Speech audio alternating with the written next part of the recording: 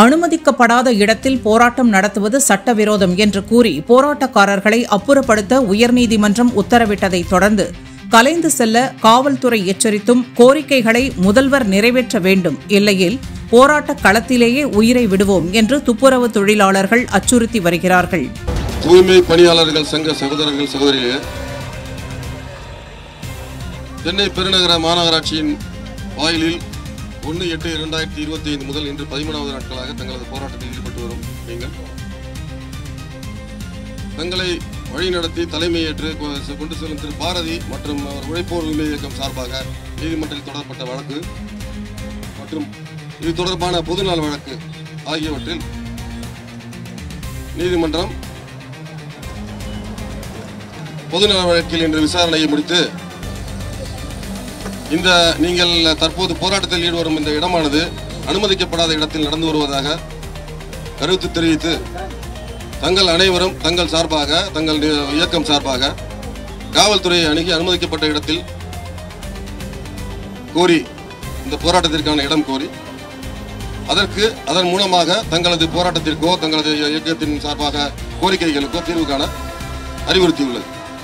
மேலும் தங்கள் இயக்கத்தின் நிர்வாகிகள் திரு பாரதி, ஜோதி, சுரேஷ், பிரசாத் மற்றும் தமிழ்ச்செல்வன் ஆகியோர்களுக்கு இது தொடர்பாக ஏற்கனவே காவல்துறை சார்பாக நோட்டீஸ் வழங்கப்பட்டு இதையும் தெரிவிக்கப்பட்டுள்ளது என்பதையும் நீதிமன்றத்தில் தெரிவித்துள்ளோம்.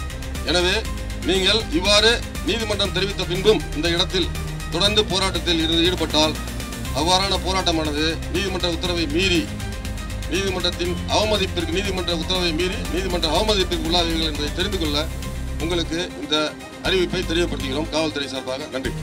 இதே சமர்த்தா கொடுங்க, ஸ்டாப் கொடுங்க. இதே நாங்க காலம் ஃபுல்லா உயிரோட வந்து குப்பைய வாரி சாப்பிட்டுக்கிறோம். இல்ல இந்த இடத்துல நீங்க எங்களை அப்புறப்படுத்த நினைச்சீங்கன்னா இந்த ரிமைண்ட் மீட்டிங் வாசல்ல மொத்த பேரும் அழிஞ்சு போயிடுவோம். இதுல நீங்க தான் சாட்சி. கோர்ட் உத்தரவு நாங்க ஏத்துக்க மாட்டோம். நீங்க எங்களுக்கு பதில் சொல்லுங்க. முதலமைச்சர் சீட்ல உட்கார வச்சிருக்காங்க. அந்த முதலமைச்சர் வந்து எங்களுக்கு பதில் சொல்லணும். ஏந்து போனா சொல்லுனா நாங்க அப்புறம் ஏந்து போறோம். முதலமைச்சரை வர சொல்லுங்க எனக்கு.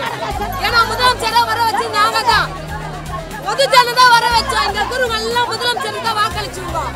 எல்லாம் நாங்களுக்கு பணி நிறைவேற்ற செய்வேன்னு சொன்னாரு. நாங்க இந்த இடத்துல வந்து வாக்களிக்கிறோம். இல்லைன்னா எங்க தலையெடுத்தாங்க வீடு வாசல வீட்டுல வந்து உட்காந்துருக்கோம். அடுத்த மாசம் வாடகை கட்டணும். குடும்பம் சொல்லுவே வட்டி இல்ல. வட்டிக்காரன் வந்து வாசல்ல நிப்பான், கடன்காரன் வந்து வாசல்ல நிப்பான். நாங்கெல்லாம் ஏழினாங்க. பணக்காரன் தான் இந்த வேலையை வந்து இங்க நடுத்தரில் உட்காருவோமா? அன்னியனுக்கு சம்பாதிச்சாதான் சோறு எங்களுக்கு. இதை விட்டுட்டு வெளியே போனா எங்களுக்கு வேற வேலையே தெரியாது. 17 வருஷமா குப்பியை வாரிட்டு இன்னைக்கு போய் வேற இடத்துல போய் வேலை செய்யணும். எப்படிதான் செய்யுது? இதான் வேலையை கொடுங்க, இந்த இடத்துல இருந்து நாங்க போயிடுறோம். இதான் சம்பளத்தை கொடுங்க, இந்த இடத்துல இருந்து போயிடுறோம். இல்ல நீங்க கொடுத்த வாக்குறுதியில நடந்துற பத்திரம் சொல்லி அந்த பணியை கொடுங்க போயிடுறோம்.